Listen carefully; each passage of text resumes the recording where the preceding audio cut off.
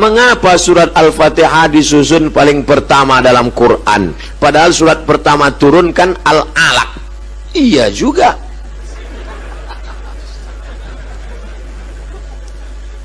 Di Medan nih kita kalau tanya jawab cerdas pertanyaannya. Nampak betul orang Medan nih hebat-hebat ilmunya. Tempat lain tanya, Ustadz, kenapa Nabi Adam sama Hawa itu nikahnya siapa pak kuahnya? Gitu. Awak pun bingung jawab. Kalau ini kan ilmiah dia.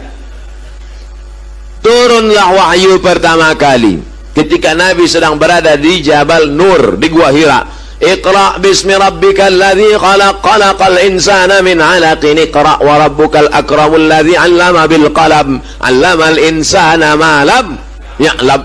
Nabi pun menggigil kedinginan, turun ke bawah sampai di bawah, lalu kemudian dia minta kedinginan, diselimuti oleh Khadijah. Ketika sedang diselimuti turun ayat, ya ayyuhal muddatsir, hai orang berselimut, qum, bangun, fa'anzir, beri peringatan. Lalu dia pun disuruh beri peringatan. Siapa yang mesti diberi peringatan? Turun yang ketiga, wa anzir ashiratakal aqrabin, berilah peringatan kerabat-kerabat dekatmu.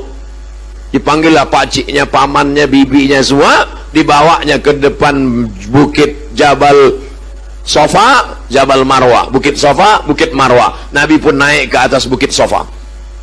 Sampai di atas bukit Sofa, Nabi berkata kepada orang Makkah, hai penduduk Makkah, kalau ku katakan di belakang Jabal Abi Qubais ini ada kafir musyrik yang mau menyerang kita, apakah kalian percaya? Sadaqnaka, kami percaya ya Rasulullah. Kalau ku katakan di belakang ini ada musuh mau menghancurkan Makkah, apakah kalian percaya? Kami percaya ya Rasulullah. Kalau ku katakan aku sudah dapat wahyu dari Jibril, aku Nabi, kalian percaya? Datang Abu Lahab, tabban laka ya Muhammad, celaka kau Muhammad.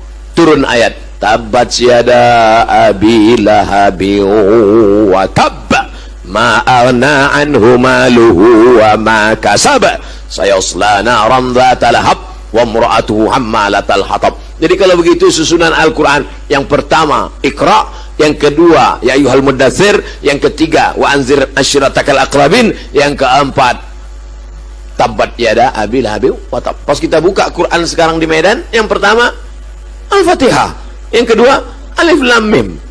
Jadi Quran mana Quran Medan nih? Quran yang ada di Lauhil Mahfuz, fi Lauhim Mahfuz, yang ada di Lauhil Mahfuz itu susunannya pas macam susunan yang ada di Medan. Al-Fatihah, Al-Baqarah, Ali Imran, An-Nisa, Al-Maidah, susunannya pas. Lalu kemudian turun ke tempat transit namanya Baitul Izzah. Turun di tempat Baitul Izzah, berhenti dia di Baitul Izzah.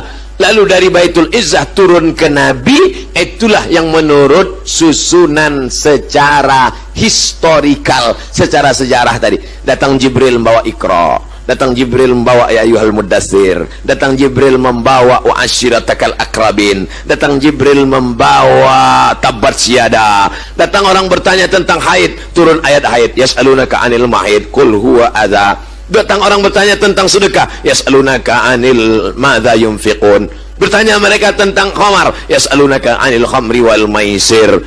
Lalu kemudian menjelang Nabi meninggal dunia, disusun lagi Al-Quran itu persis seperti susunan yang ada di Lauhil Mahfuz. Makanya mukjizat Al-Quran diantaranya adalah mukjizat cara turunnya. Turun acak 22 tahun 2 bulan 22 hari, 22 tahun 2 bulan 22 hari. Susunnya acak kadut kacau balau, tapi bisa disusun ulang sebelum Nabi meninggal persis seperti susunan yang ada di Lauhil Mahfuz. Jelas? Jadi Pak Ustadz, sebelum Nabi meninggal Quran itu sudah tersusun macam yang sekarang? Ya, macam sekarang, tapi ada di kepala sahabat, sudah macam ada sekarang. Al-Fatihah, Al-Baqarah, Ali Imran, An-Nisa, Al-Maidah sampai An-Nas, tapi tak ada wujudnya zahir, adanya di kepala mereka. Dalam bentuk apa? Dalam bentuk Quran digital.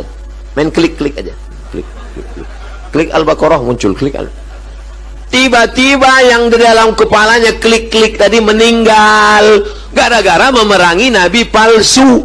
Namanya Musailamah Al-Kadzab. Nama kampungnya Yamamah. Dibuatnya surat palsu.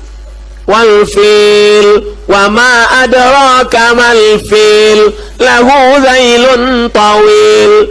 Demi gajah, tahukah kamu apa gajah itu? Ekornya panjang.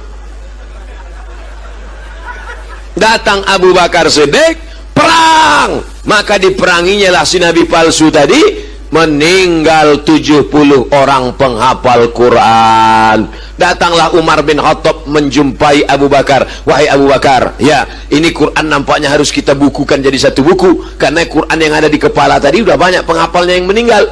Apa hikmah dari sini? Bahwa tentara-tentara zaman Abu Bakar itu adalah para penghafal Quran.